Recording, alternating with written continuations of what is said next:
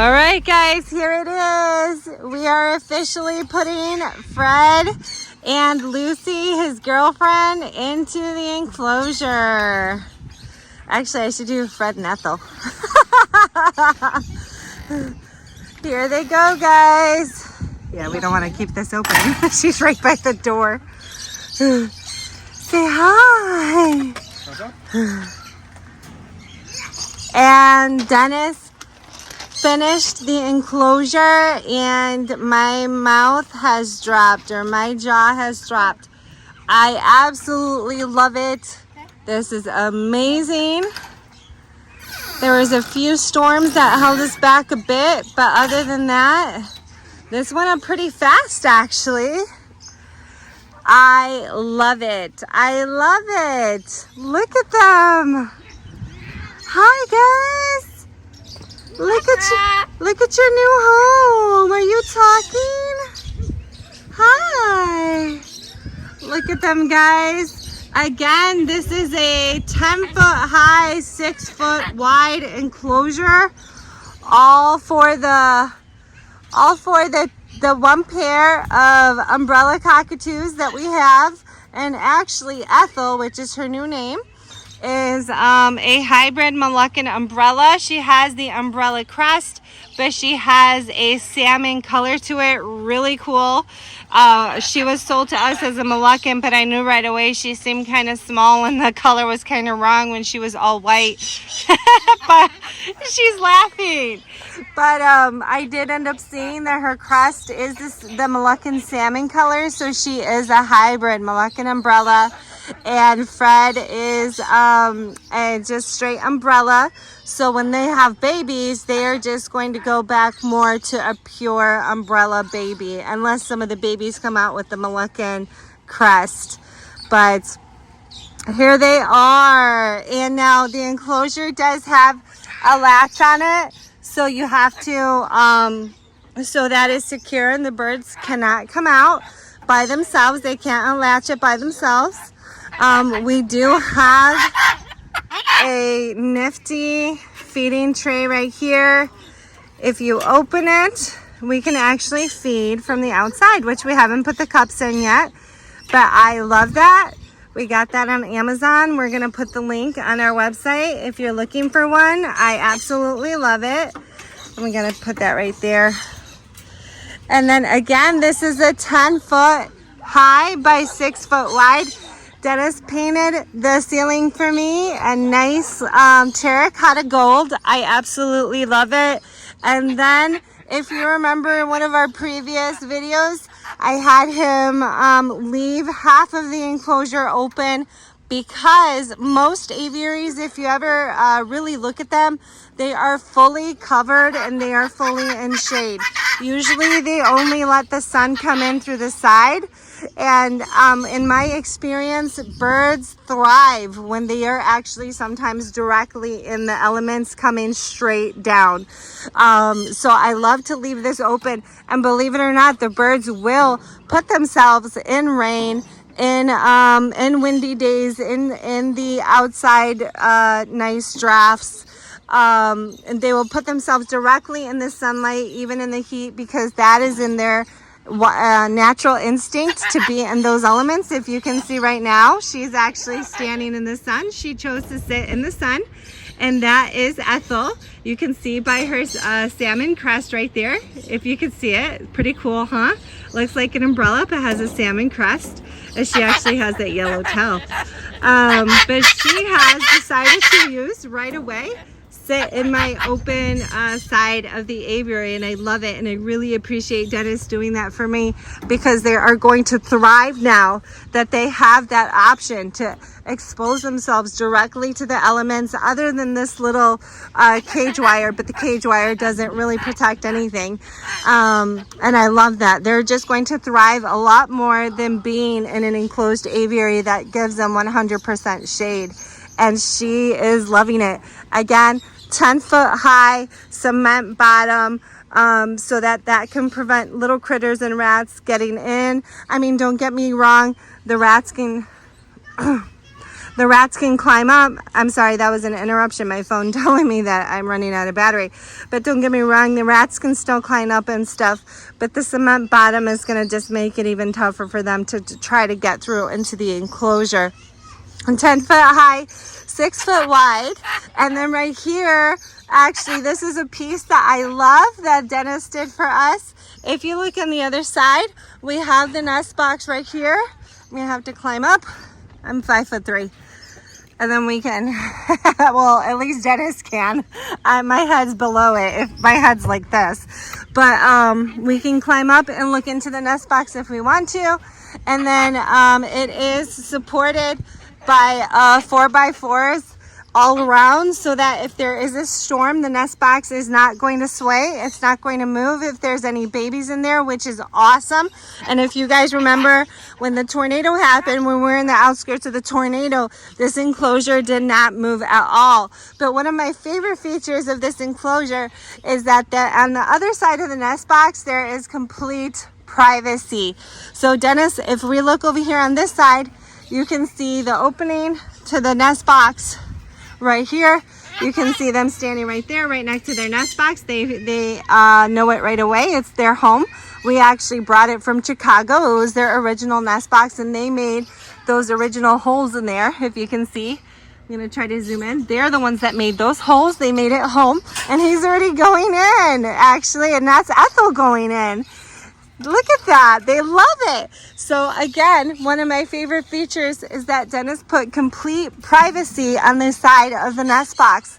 And I think that's a great feature, because if you see in a lot of aviaries, sometimes they'll just hide the whole entire side of the aviary so that the birds can have privacy. But again, birds thrive in the elements. And what we really need to do is create a private domain for them, a private home for them, and just covering their nest box is a great choice, so that they get that privacy when they go into their nest and they rest or they sit on their eggs. I love this so much better than covering the entire aviary, because if you really think about it, when the parrots are in the wild sitting on their nests, they are not sitting in a private enclosed box. The only thing that is really private is their nest, and that is exactly what we created, like the way their home would be in the wild. And I am just so excited. And here they are again. I love it. They're choosing to be directly in the sun. And again, I'm going to keep you updated on how they love and how they do in their new aviary. Well, I hope they love it. But here it is, guys. I'm so excited. Over here in the corner, oops, I just stepped into the agave. That wasn't so nice. But right here in the corner, Dennis put some solar lights. And they're very low lit, so that they don't scare the birds at night. It's just something so that we can see where we're stepping if we have to come out at night, if the dogs are barking and we think that there's something to see here. Look at that. This is so cool. I'm going to try to show you me looking up how it looks. That's how high this enclosure is. That's what I'm seeing when I look up. This is how high it is. That is so cool. And then the aviary is not done yet. The enclosure is not done yet. Basically, it's ready for them to use, but we're going to really spice it up and make it sort of like hacienda style, which was my dream and was Dennis's dream for a home. And where I ordered some, not some terracotta, what are they called? Yeah, I forgot what it's called, but the Mexican tiles. And Dennis is going to cement them on the enclosure and really give it a beautiful look. As you can see, we took all the plants out of the enclosure, and now I am going to start putting them into the dirt, because if I don't, Zeus, our baby German Shepherd, for some reason has this obsession with the pots. And if I leave him out all night, he will destroy them all just to get the plastic pot. And we don't want that. But he doesn't bother the plant if they're buried into the dirt. So that's what I'm about to do now. Great job. Great job, babe. It looks amazing. It really, really looks amazing. I'm really excited. I'm going to get one more shot of Fred and Ethel. And she's already in her nest box. I can hear her chewing already. She seriously, it took her 10 seconds, guys, and she is already working on her nest box. You can hear that? Hold on. Well, oh, there you go. Can you hear it? She's chewing in there. It took her 10 seconds of putting her into this enclosure of her working on her nest box. That is awesome. And Fred is right here protecting her, making sure that everything's okay on the outside. And remember, guys, if you remember one of my last videos, tapping on the wood is how they communicate. He just let her know that something's in his face, which that something is my phone, but he just let her know that something's in his face, still not notifying her that there's any type of danger, but notifying her that there's something going on outside. And of course, I'm a behaviorist, so I love that stuff, and I could just talk about it all night long. But this is amazing. I love it. I'm so excited that the birds finally came in here. I can already see them happy. And stay tuned, guys, because this is not the end. We still want to show you how we dress this up and make it look beautiful. And we still have like 10 more enclosures to do and more birds to house. But this was our dream. Thank you for following us. Thank you for everyone who's supporting us. As you know, we have over 25 years combined in the bird world, and Dennis is amazing at breeding. He takes care of the birds very well, and I'm a behaviorist. And our dream, even though a lot of the customers do come to us to buy hand-raised baby birds and specially trained baby parrots for people with special needs, we also came across a lot of people who used to relinquish their rescues to us because they trusted us with their birds, and we really appreciate that. And this is part of the dream, is we're going to build these enclosures for our rescue birds, or our birds who cannot be rehomed, who need a forever home. And I can't wait. This is just the beginning. Again, thank you to everyone for your support, and stay tuned. We have a lot more going on, and don't forget to like and subscribe and share and spread our name, Royal Parrots. Again, thank you for everything, and don't forget to keep it birdie. Bye, guys.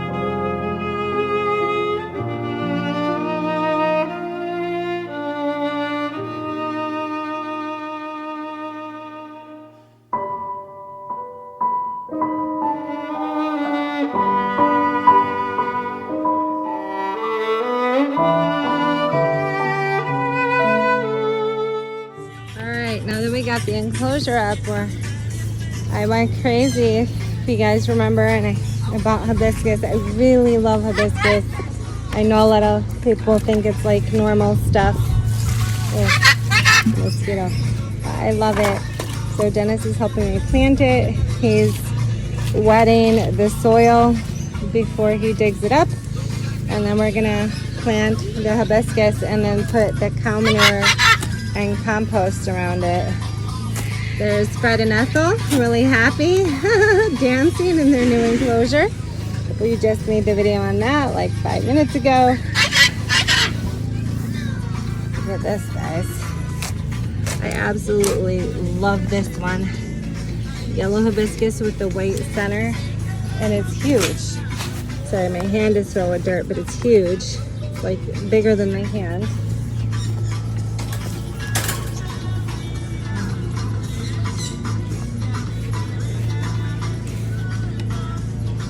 Ooh. Dennis is right. He wanted to hurry up because the mosquitoes come out at night.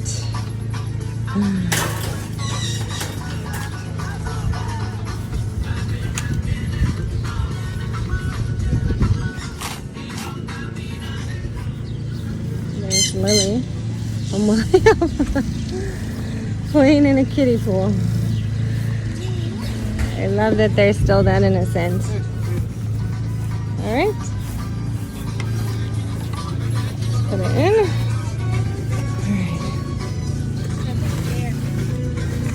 All right. I'll look for it again.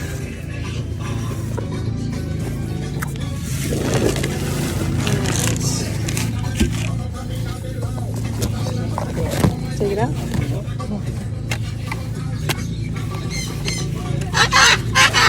Hello again. Got me. Poking me.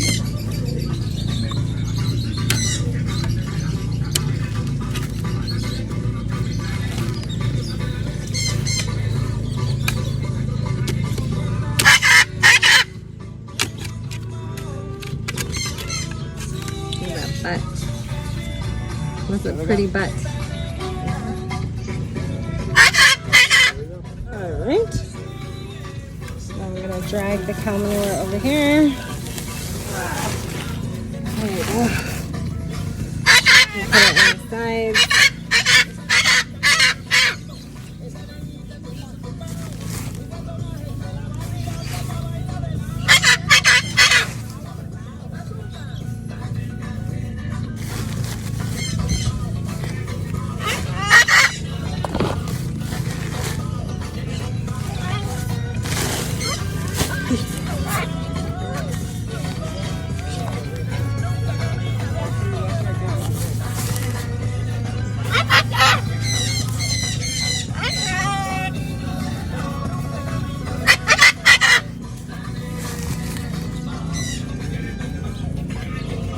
Dennis taught me to make sure there's no air pockets just by pressing. This is my all-new Civic Type R, and I'm going to run through 3 of my favorite. Right there is an air pocket. The first feature is the updated engine. The FL5 features some beautiful red carpet to bring homage to old school JDM.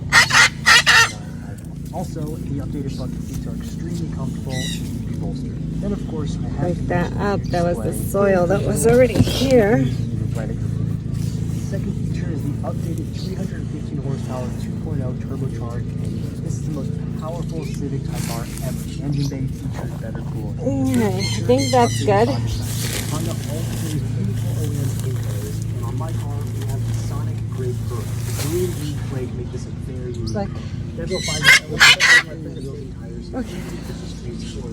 And lastly, the big front grille for upgrade. Let's see if I did a good job.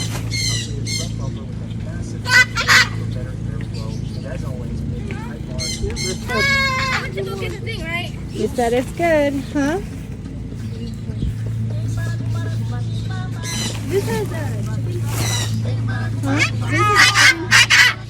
Oh, he does? That is the cutest thing. Dennis found these solar lights for the bottom of the Cockatoo Enclosure, and they're like changing different colors. That is so cute. Here's the hibiscus, all planted up. Love it. You'll be able to see it better in the daytime. Here's the new Cockatoo Enclosure. I just put hay in their nest box, and you can see the 2 little lights over there, the solar lights. Shouldn't bother them, hopefully not. Time will tell. They're low lights, very low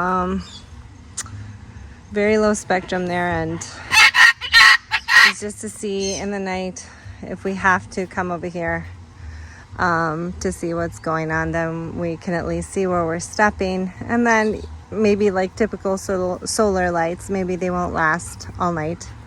Who knows? Here, Dennis planted the rest of my hibiscus.